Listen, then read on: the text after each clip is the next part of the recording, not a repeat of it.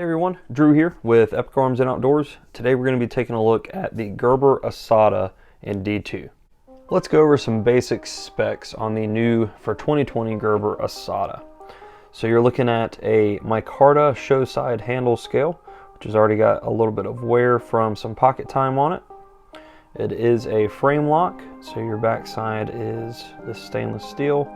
It's a right hand only tip up pocket clip, and it does have a over travel stop bar in there as well. It's a flipper design, very smooth action on it, no issues so far. I've had this a couple weeks and have been playing with it. Like I say, no issues there. Your centering is pretty well, maybe a little bit, just a hair to the right, just a little bit. But you're looking at 7.5 inches overall length on this bad boy, 4.8 ounces with a 3-inch D2 stone wash finish cleaver style blade. You're looking at about 2.5 inches actual cutting length, because they did include this massive finger tool up here, which really locks your hand into the knife. And then you could also hold it traditionally, which is usually what I prefer, but if I'm choking up, I do like that finger tool.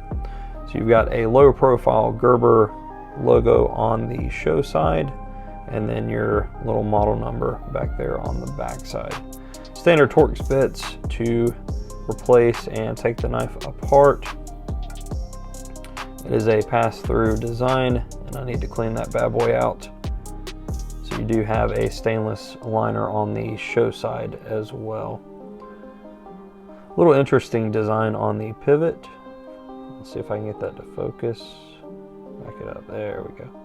But it is just standard Torx on the other side.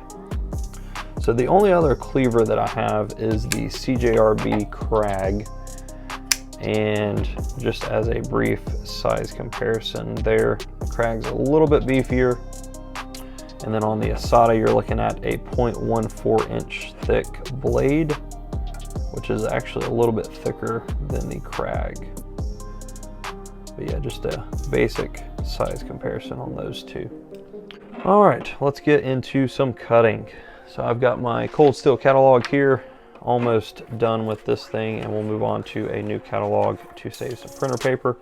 But like I said, I've had this thing for a couple weeks, have opened a handful of boxes with it, and nothing too crazy. So we'll see. Definitely still sharp.